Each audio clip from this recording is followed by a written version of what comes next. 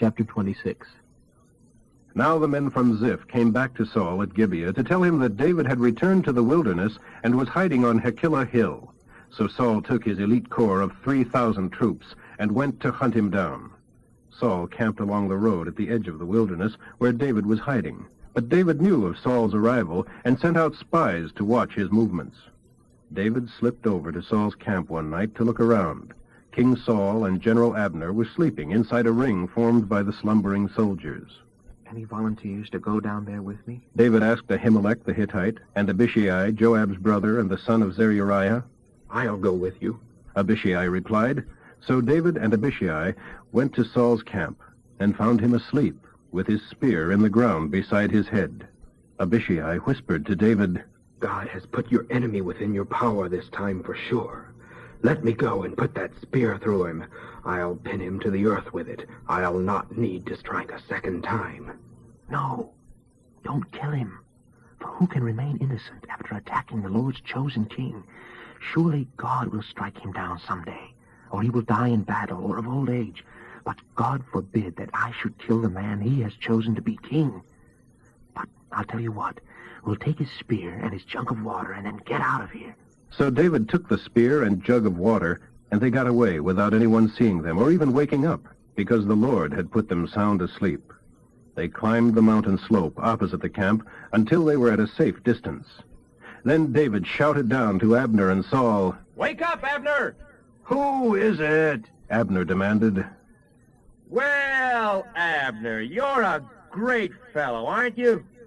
Where in all Israel is there anyone as wonderful? So why haven't you guarded your master the king when someone came to kill him? This isn't good at all. I swear by the Lord that you ought to die for your carelessness. Where is the king's spear and the jug of water that was beside his head? Look and see."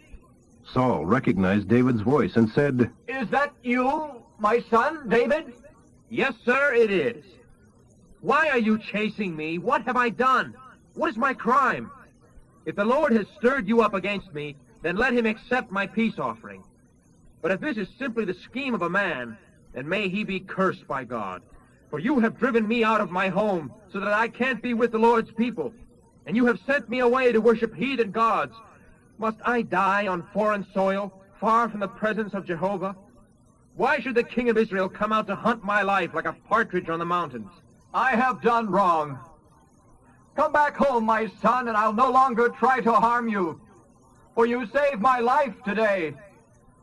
I have been a fool, and very, very wrong." "Here is your spear, sir. Let one of your young men come over and get it. The Lord gives his own reward for doing good and for being loyal, and I refuse to kill you even when the Lord placed you in my power. Now may the Lord save my life, even as I have saved yours today. May he rescue me from all my troubles." "Blessings on you, my son David. You shall do heroic deeds and be a great conqueror." Then David went away, and Saul returned home. Chapter 27. But David kept thinking to himself, Someday Saul is going to get me. I'll try my luck among the Philistines until Saul gives up and quits hunting for me. Then I will finally be safe again. So David took his 600 men and their families to live at Gath under the protection of King Achish. He had his 2 wives with him, Ahinoam of Jezreel and Abigail of Carmel, Nabal's widow. Word soon reached Saul that David had fled to Gath, so he quit hunting for him. One day David said to Achish, My lord, if it is all right with you, we would rather live in one of the country towns instead of here in the royal city. So Achish gave him Ziklag, which still belongs to the kings of Judah to this day, and they lived there among the Philistines for 1 year and 4 months. He and his men spent their time raiding the Geshurites, the Girzites, and the Amalekites, people who had lived near Shur along the road to Egypt ever since ancient times. They didn't leave one person alive in the villages they hit, and took for themselves the sheep, oxen, donkeys, camels, and clothing before returning to their homes. Where did you make your raid today? Achish would ask, and David would reply, Against the south of Judah, and the people of Jerahmeel, and the Kenites. No one was left alive to come to Gath and tell where he had really been. This happened again and again while he was living among the Philistines. Achish believed David and thought that the people of Israel must hate him bitterly by now. Now he will have to stay here and serve me forever. The king thought. Chapter 28. About that time, the Philistines mustered their armies for another war with Israel. Come and help us fight. King Achish said to David and his men, Good. You will soon see what a help we can be to you. If you are, you shall be my personal bodyguard for life. Meanwhile, Samuel had died, and all Israel had mourned for him. He was buried in Ramah, his hometown. King Saul had banned all mediums and wizards from the land of Israel. The Philistines set up their camp at Shunem, and Saul and the armies of Israel were at Gilboa. When Saul saw the vast army of the Philistines, he was frantic with fear and asked the Lord what he should do. But the Lord refused to answer him, either by dreams or by Urim, or by the prophets. Saul then instructed his aides to try to find a medium so he could ask her what to do. And they found one at Endor. Saul disguised himself by wearing ordinary clothing instead of his royal robes. He went to the woman's home at night, accompanied by 2 of his men. I've got to talk to a dead man. Will you bring his spirit up? Are you trying to get me killed? You know that Saul has had all of the mediums and fortune-tellers executed. You are spying on me. But Saul took a solemn oath that he wouldn't betray her. Finally, the woman said, Well, whom do you want me to bring up? Bring me Samuel. When the woman saw Samuel, she screamed. You've deceived me. You are Saul. Don't be frightened. What do you see? I see a specter coming up out of the earth. What does he look like? He is an old man wrapped in a robe. Saul realized that it was Samuel and bowed low before him. Why have you disturbed me by bringing me back? Because I am in deep trouble. The Philistines are at war with us, and God has left me and won't reply by prophets or dreams. So I've called for you to ask what to do. Why ask me if the Lord has left you and has become your enemy? He has done just as he said he would, and has taken the kingdom from you and given it to your rival David. All this has come upon you because you did not obey the Lord's instructions when he was so angry with Amalek. What's more, the entire Israeli army will be routed and destroyed by the Philistines tomorrow. And you and your sons will be here with me. Saul now fell full length upon the ground, paralyzed with fright because of Samuel's words. He was also faint with hunger, for he had eaten nothing all day. When the woman saw how distraught he was, she said, Sir, I obeyed your command at the risk of my life. Now do what I say, and let me give you something to eat so you'll regain your strength for the trip back. But he refused. The men who were with him added their pleas to that of the woman until he finally yielded and got up and sat on the bed. The woman had been fattening a calf, so she hurried out and killed it, and kneaded dough and baked unleavened bread. She brought the meal to the king and his men, and they ate it. Then they went out into the night. Chapter 29. The Philistine army now mobilized at Aphek, and the Israelis camped at the springs of Jezreel. As the Philistine captains were leading out their troops by battalions and companies, David and his men marched at the rear with King Achish. But the Philistine commanders demanded, What are these Israelis doing here?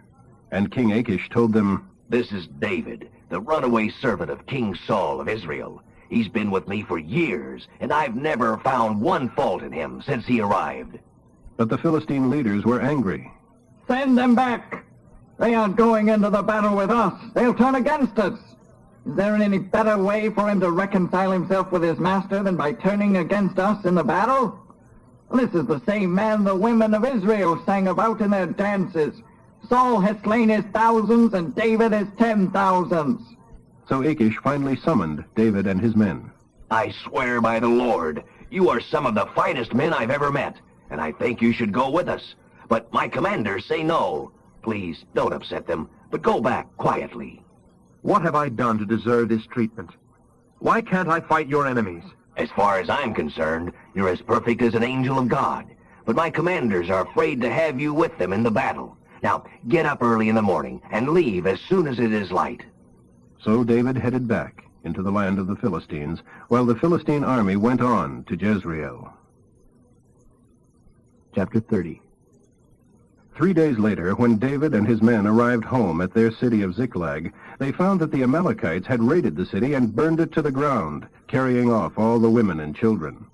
As David and his men looked at the ruins and realized what had happened to their families, they wept until they could weep no more. David's 2 wives, Ahinoam and Abigail, were among those who had been captured. David was seriously worried, for in their bitter grief for their children, his men began talking of killing him. But David took strength from the Lord. Then he said to Abiathar the priest, Bring me the ephod. So Abiathar brought it. David asked the Lord, Shall I chase them? Will I catch them? And the Lord told him, Yes, go after them.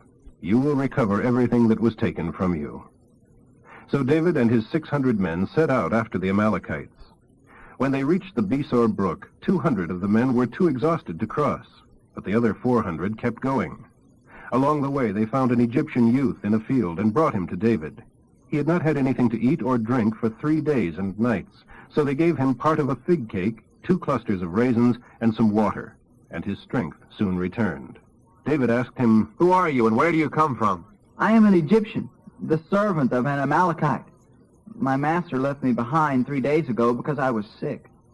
We were on our way back from raiding the Cherethites in the Negev, and had raided the south of Judah and the land of Caleb, and had burned Ziklag.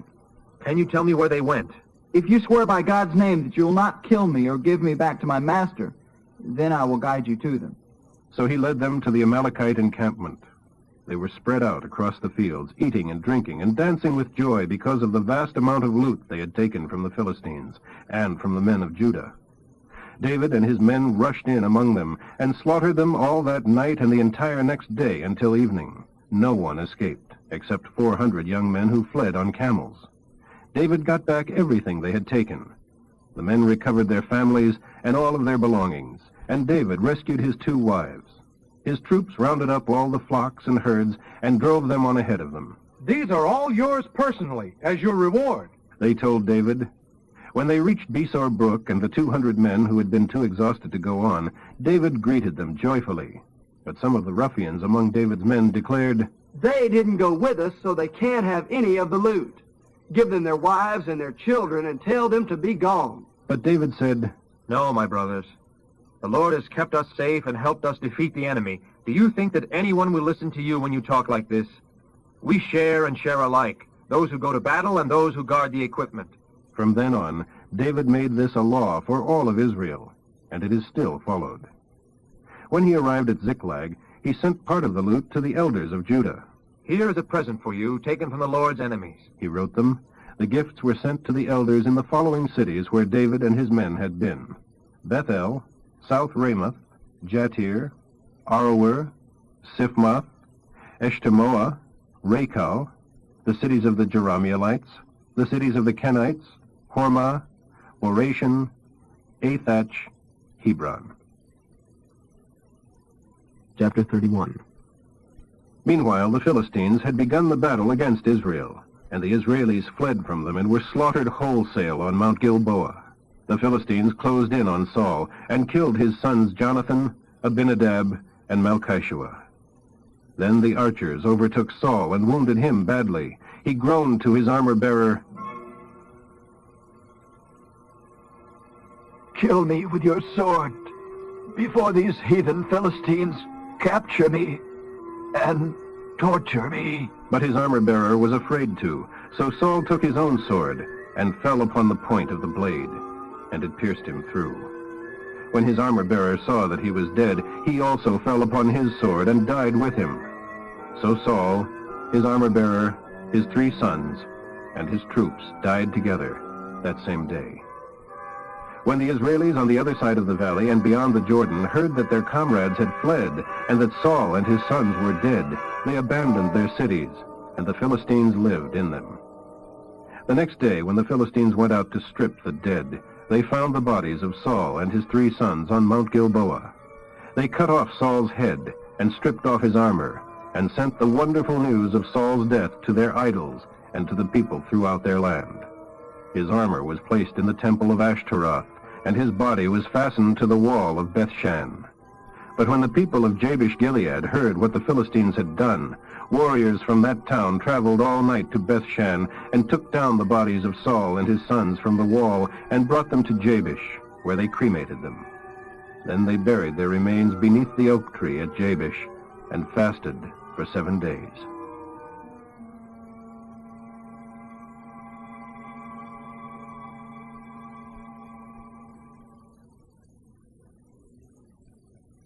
Second Samuel, chapter 1.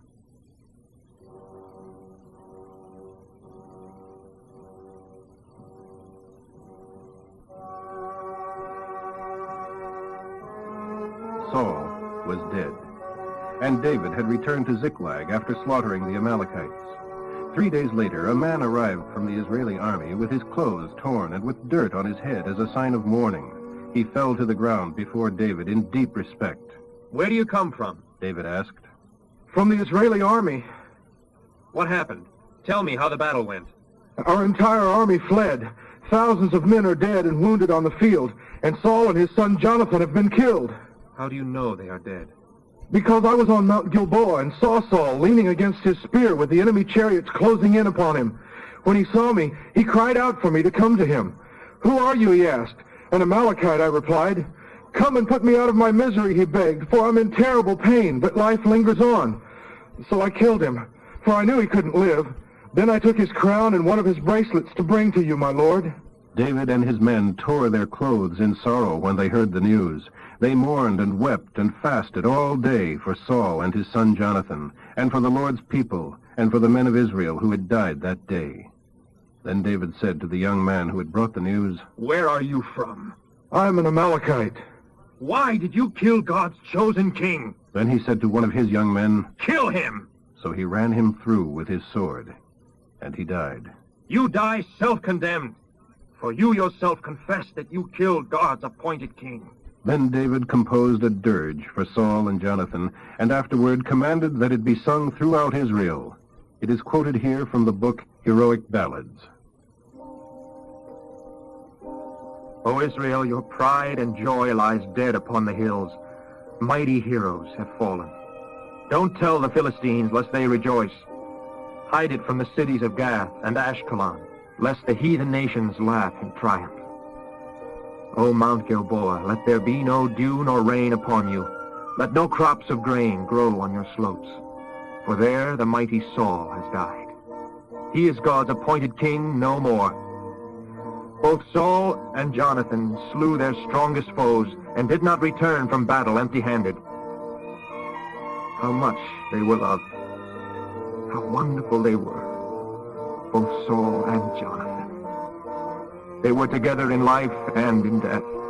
They were swifter than eagles, stronger than lions.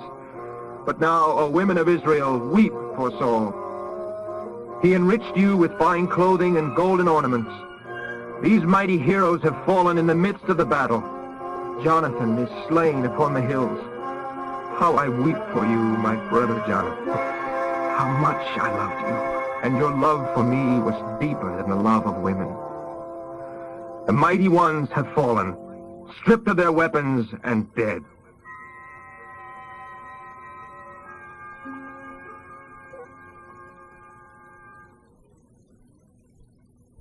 Chapter 2.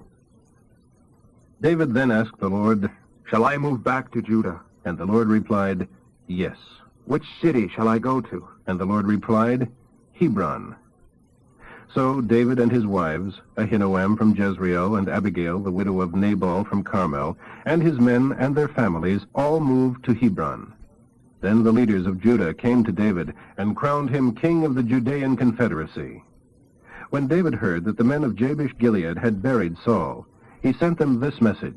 May the Lord bless you for being so loyal to your king and giving him a decent burial. May the Lord be loyal to you in return and reward you with many demonstrations of his love. And I, too, will be kind to you because of what you have done. And now I ask you to be my strong and loyal subjects, now that Saul is dead. Be like the tribe of Judah, who have appointed me as their new king.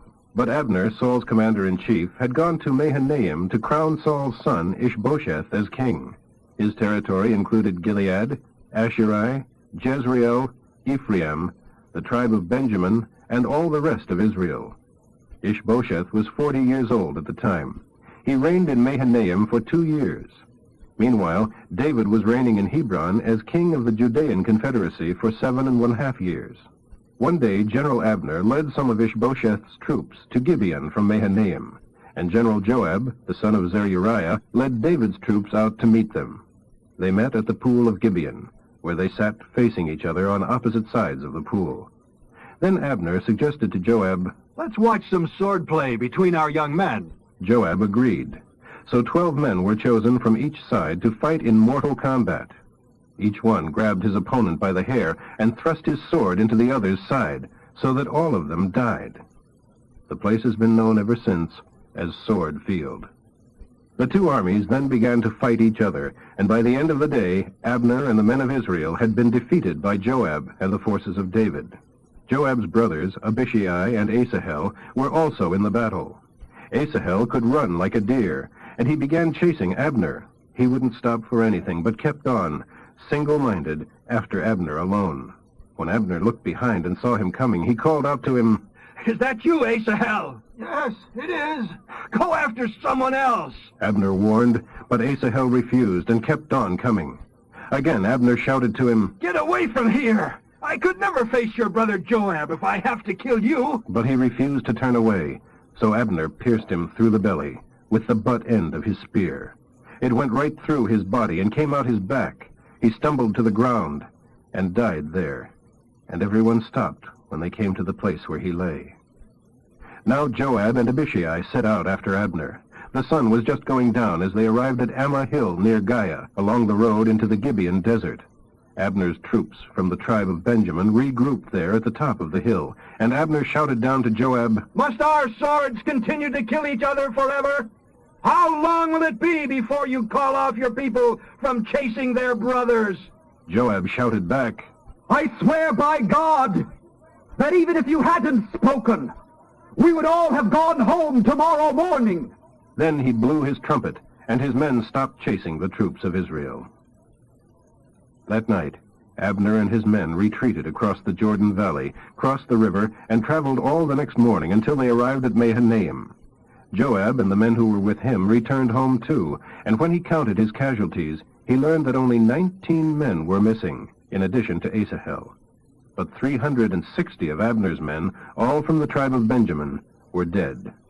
Joab and his men took Asahel's body to Bethlehem and buried him beside his father. Then they traveled all night and reached Hebron at daybreak. Chapter 3. That was the beginning of a long war between the followers of Saul and of David. David's position now became stronger and stronger, while Saul's dynasty became weaker and weaker. Several sons were born to David while he was at Hebron.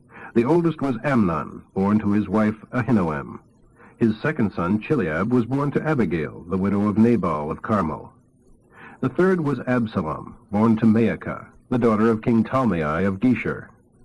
The fourth was Adonijah, who was born to Haggith. Then Shephatiah was born to Abital, and Ithream was born to Eglah. As the war went on, Abner became a very powerful political leader among the followers of Saul. He took advantage of his position by sleeping with one of Saul's concubines, a girl named Rizpah. But when Ishbosheth accused Abner of this, Abner was furious. Am I a Judean dog to be kicked around like this? After all I have done for you and for your father by not betraying you to David, is this my reward? To find fault with me about some woman? May God curse me if I don't do everything I can to take away the entire kingdom from you, all the way from Dan to Beersheba, and give it to David, just as the Lord predicted. Ishbosheth made no reply, for he was afraid of Abner. Then Abner sent messengers to David to discuss a deal, to surrender the kingdom of Israel to him in exchange for becoming commander-in-chief of the combined armies of Israel and Judah. David replied, All right, but I will not negotiate with you unless you bring me my wife Michal, Saul's daughter. David then sent this message to Ishbosheth. Give me back my wife Michal, for I bought her with the lives of 100 Philistines. So Ishbosheth took her away from her husband Paltai. He followed along behind her as far as Beth-Urim, weeping as he went. Then Abner told him, Go on home now. So he returned. Meanwhile, Abner consulted with the leaders of Israel and reminded them that for a long time they had wanted David as their king. He told them, Now is the time. For the Lord has said, It is David by whom I will save my people from the Philistines and from all their other enemies. Abner also talked to the leaders of the tribe of Benjamin. Then he went to Hebron and reported to David his progress with the people of Israel and Benjamin.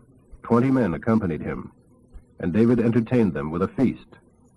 As Abner left, he promised David, When I get back, I will call a convention of all the people of Israel, and they will elect you as their king, as you've so long desired. So David let Abner return in safety. But just after Abner left, Joab and some of David's troops returned from a raid, bringing much loot with them. When Joab was told that Abner had just been there visiting the king and had been sent away in peace, he rushed to the king, demanding, What have you done? What do you mean by letting him get away? You know perfectly well that he came to spy on us, and that he plans to return and attack us. Then Joab sent messengers to catch up with Abner and tell him to come back. They found him at the well of Sirah, and he returned with them. But David knew nothing about it. When Abner arrived at Hebron, Joab took him aside at the city gate as if to speak with him privately. But then he pulled out a dagger and killed him in revenge for the death of his brother Asahel. When David heard about it, he declared, I vow by the Lord that I and my people are innocent of this crime against Abner. Joab and his family are the guilty ones. May each of his children be victims of cancer, or be lepers, or be sterile, or die of starvation, or be killed by the sword. So Joab and his brother Abishai killed Abner because of the death of their brother Asahel at the battle of Gibeon. Then David said to Joab and to all those who were with him, Go into deep mourning for Abner. And King David accompanied the bier to the cemetery. They buried Abner in Hebron, and the king and all the people wept at the graveside. The king lamented, Should Abner have died like a fool? Your hands were not bound, your feet were not tied. You were murdered, the victim of a wicked plot. And all the people wept again for him. David had refused to eat anything the day of the funeral, and now everyone begged him to take a bite of supper. But David vowed that he would eat nothing until sundown. This pleased his people, just as everything else he did pleased them. Thus the whole nation, both Judah and Israel, understood from David's actions that he was in no way responsible for Abner's death.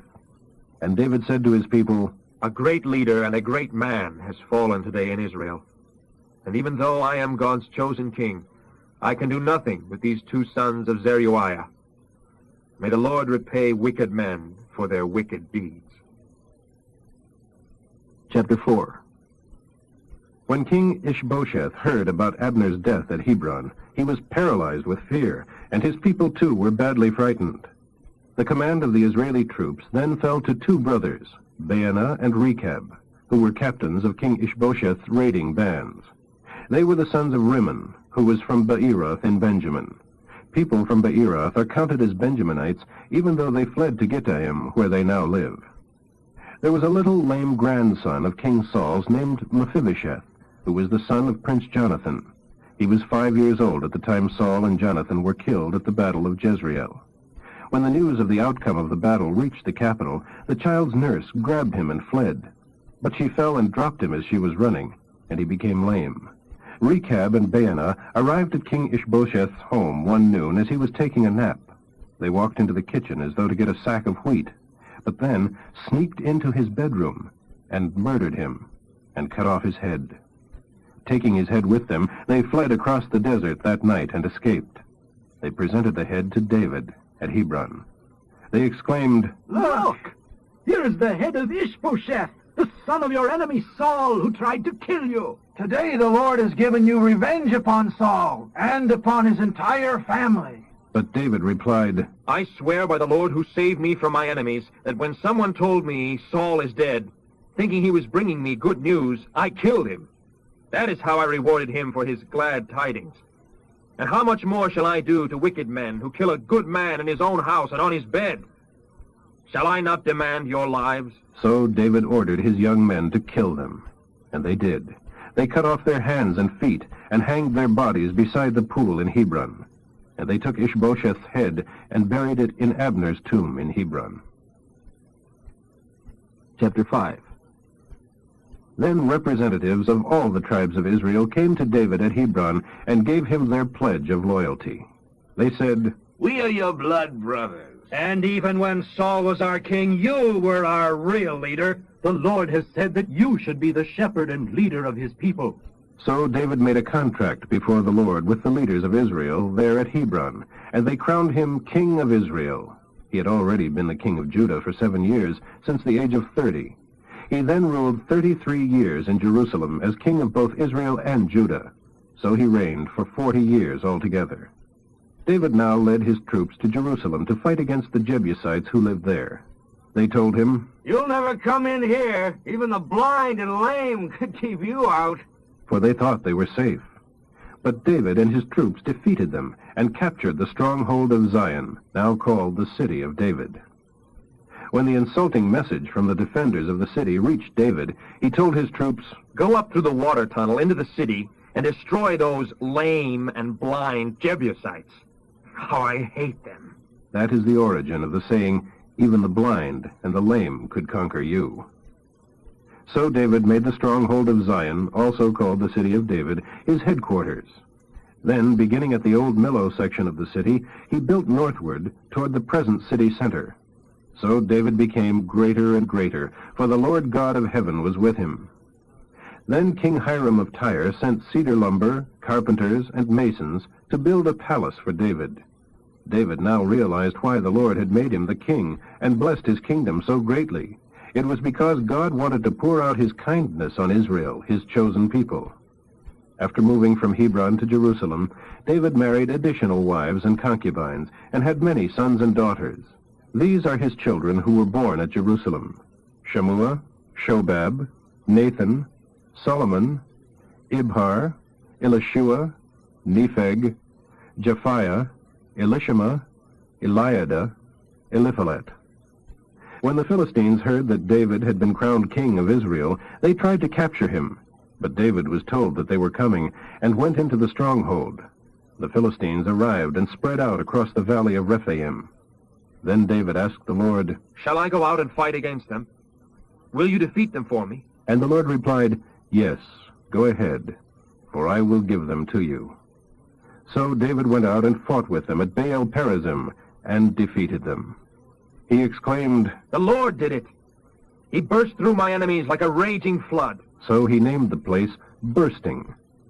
At that time, David and his troops confiscated many idols which had been abandoned by the Philistines.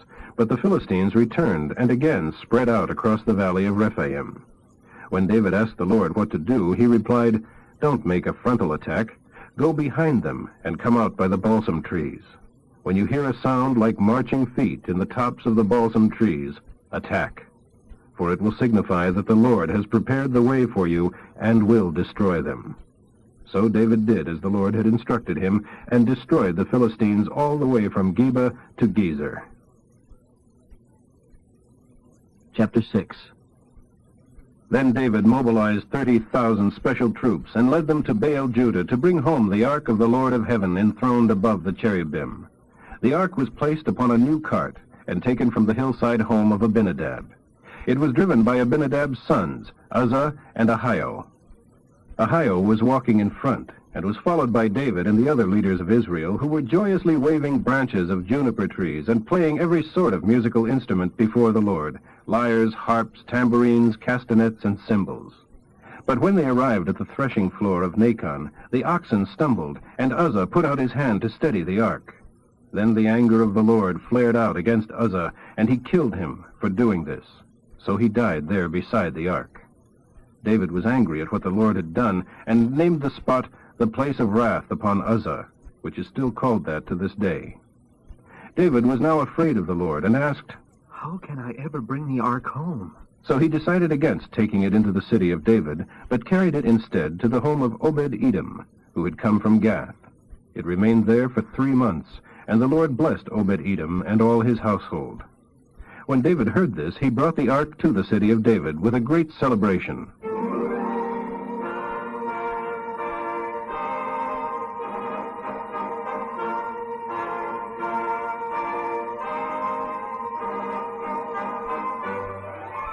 After the men who were carrying it had gone 6 paces, they stopped and waited so that he could sacrifice an ox and a fat lamb.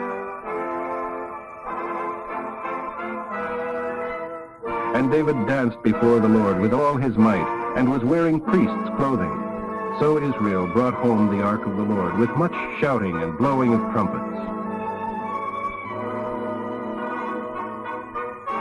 But as the procession came into the city, Michal, Saul's daughter, watched from a window, and saw King David leaping and dancing before the Lord, and she was filled with contempt for him.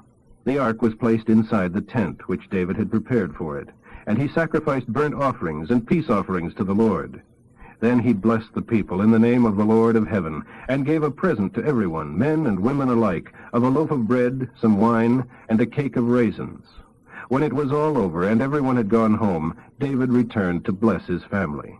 But Michal came out to meet him and exclaimed in disgust, "How glorious the King of Israel looked today! He exposed himself to the girls along the street like a common pervert." David retorted, I was dancing before the Lord, who chose me above your father and his family, and who appointed me as leader of Israel, the people of the Lord. So I am willing to act like a fool in order to show my joy in the Lord. Yes, and I am willing to look even more foolish than this, but I will be respected by the girls of whom you spoke. So Michal was childless throughout her life. Chapter 7.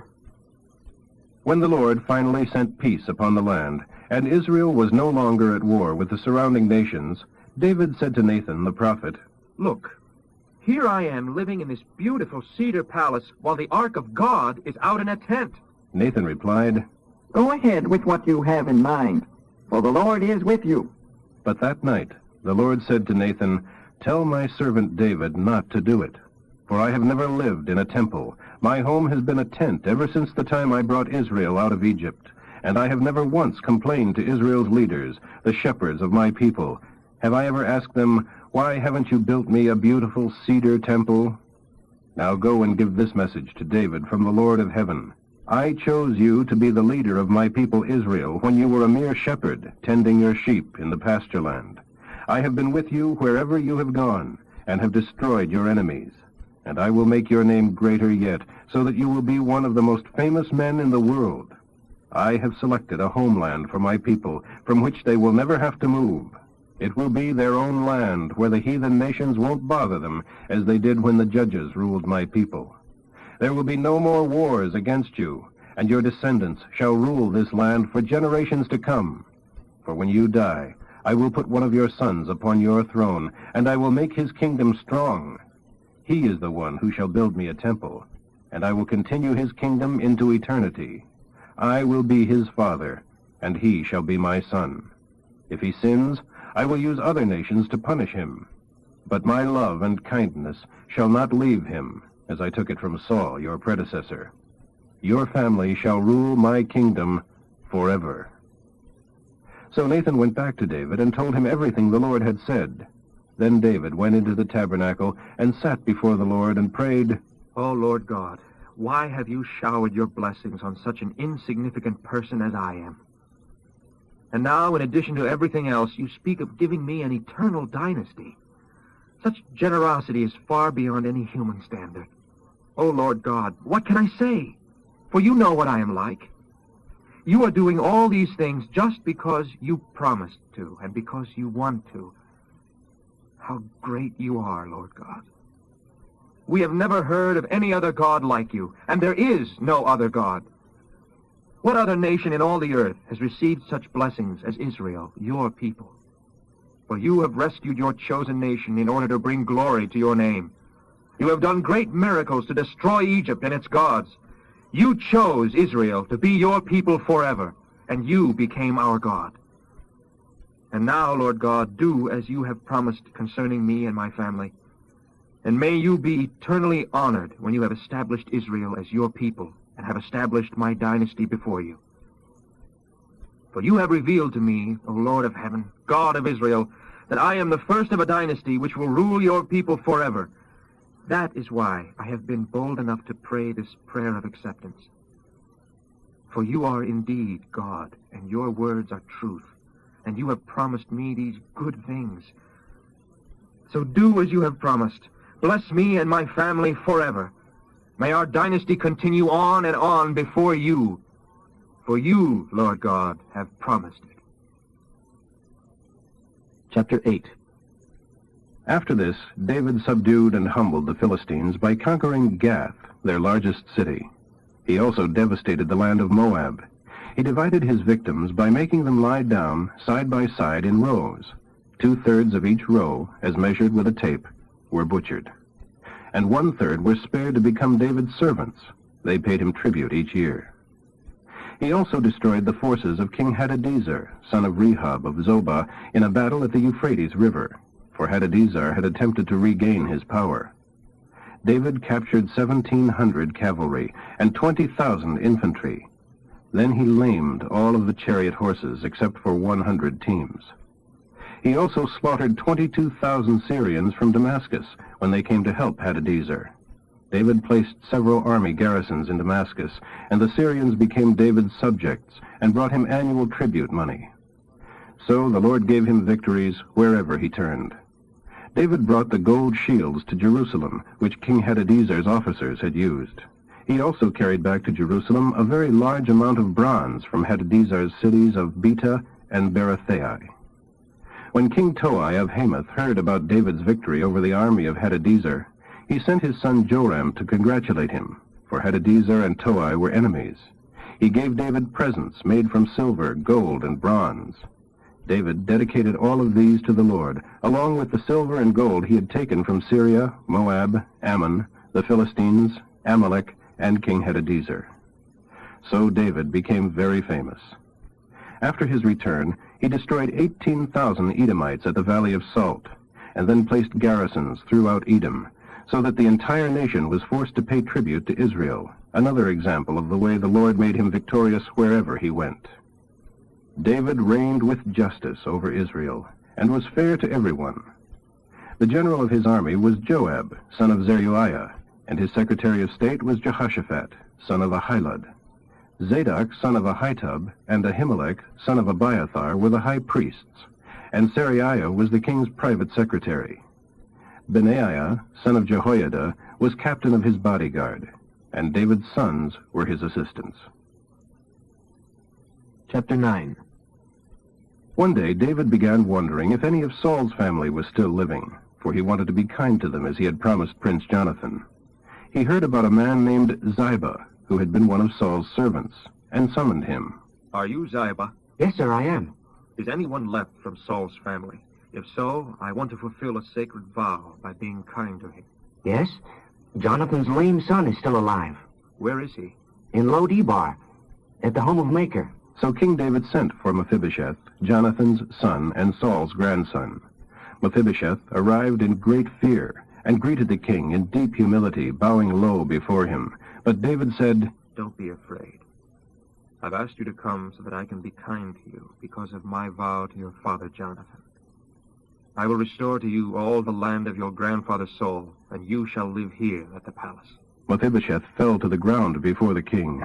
Should the king show kindness to a dead dog like me? Then the king summoned Saul's servant Ziba.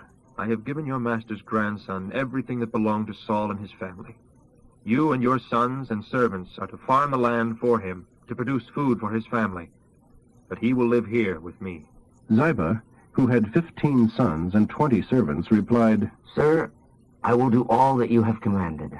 And from that time on, Mephibosheth ate regularly with King David, as though he were one of his own sons. Mephibosheth had a young son, Micah. All the household of Ziba became Mephibosheth's servants. But Mephibosheth, who was lame in both feet, moved to Jerusalem to live at the palace.